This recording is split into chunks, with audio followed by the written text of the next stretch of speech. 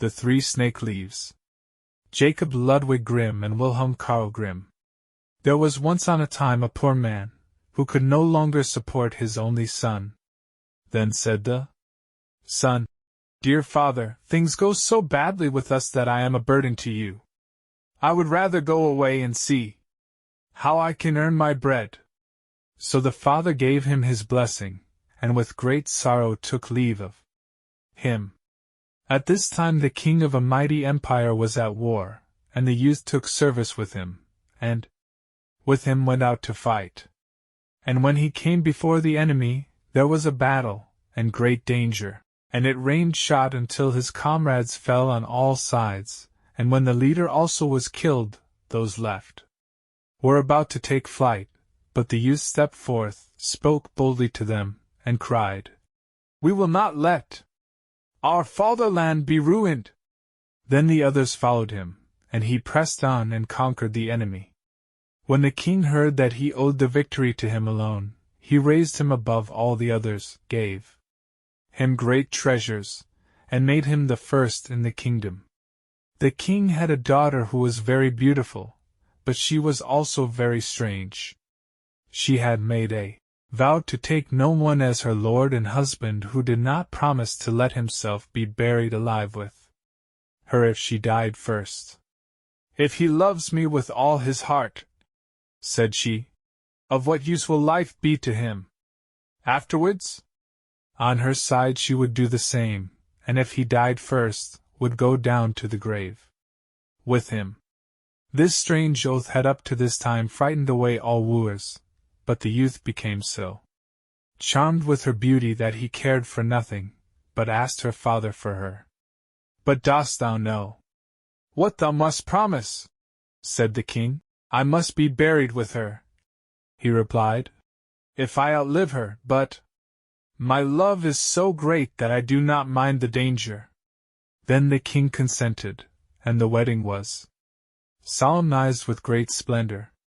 They lived now for a while happy and contented with each other, and then it befell that the young queen was attacked by a severe illness, and no physician could save her. And as she lay there dead, the young king remembered what he had been obliged to promise, and was horrified at having to lie down alive in the grave, but there was no escape. The king had placed sentries at all the gates, and it was not possible to avoid his fate. When the day came when the corpse was to be buried, he was taken down into the royal vault with it, and then the door was shut and bolted. Near the coffin stood a table on which were 4 candles, 4 loaves of bread, and 4 bottles of wine, and when this provision came to an end, he would have to die of hunger.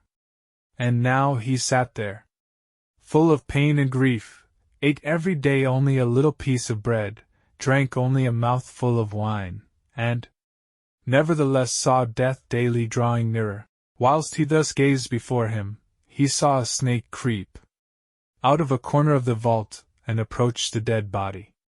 And as he thought it came to gnaw at it, he drew his sword and said, "As long as I live, thou shalt not touch her," and hewed the snake in 3 pieces.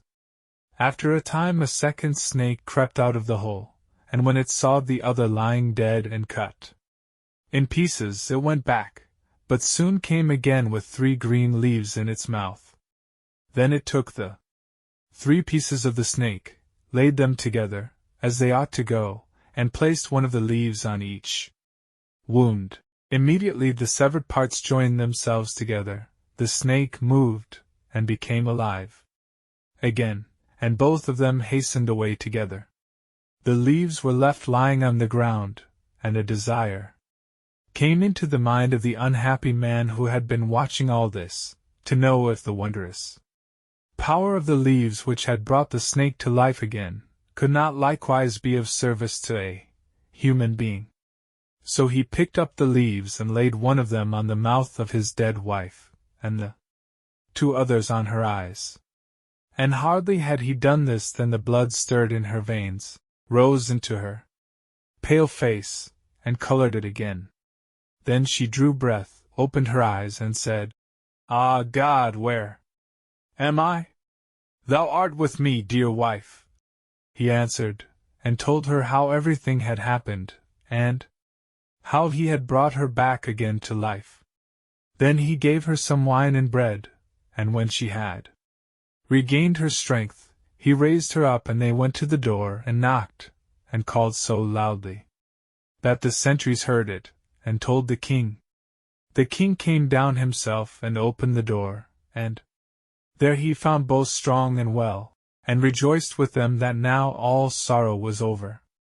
The young king, however, took the 3 snake leaves with him, gave them to a servant, and said, "Keep them for me carefully, and carry them constantly about thee. Who knows in what trouble they may yet be of service to us?" A change had, however, taken place in his wife. After she had been restored to life, it seemed as if all love for her husband had gone out of her heart.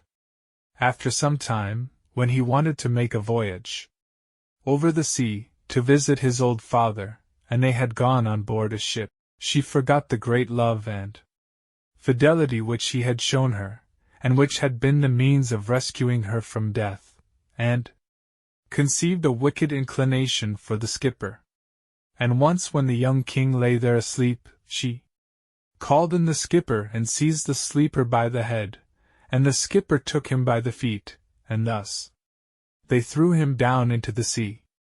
When the shameful deed was done, she said, "Now let us return home, and say that he died on the way. I will extol and praise thee so to my father that he will marry me to thee, and make thee the heir to his crown." But the faithful servant who had seen all that they did unseen by them, unfastened a little boat from the ship, got into it, sailed after his master, and let the traders go on their way. He fished up the dead body, and by the help of the 3 snake leaves, which he carried about with him, and laid on the eyes and mouth, he fortunately brought the young king back to life. They both rowed with all their strength day and night, and their little boat flew so swiftly that they reached the old king before the others did. He was astonished when he saw them come alone, and asked what had happened to them.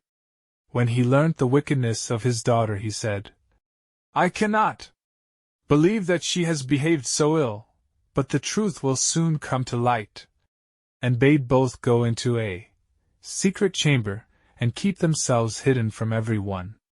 Soon afterwards the great ship came sailing in, and the godless woman appeared before her father with a troubled countenance. He said, "Why dost thou come back alone? Where is thy husband?" "Ah, dear father," she replied, "I come home again in great grief. During the voyage, my husband became suddenly ill and died, and if the good skipper had not given me his help, it would have gone ill with me. He was present at his death, and can tell you all." The king said, "I will make the dead alive again," and opened the chamber, and bade the 2 come out.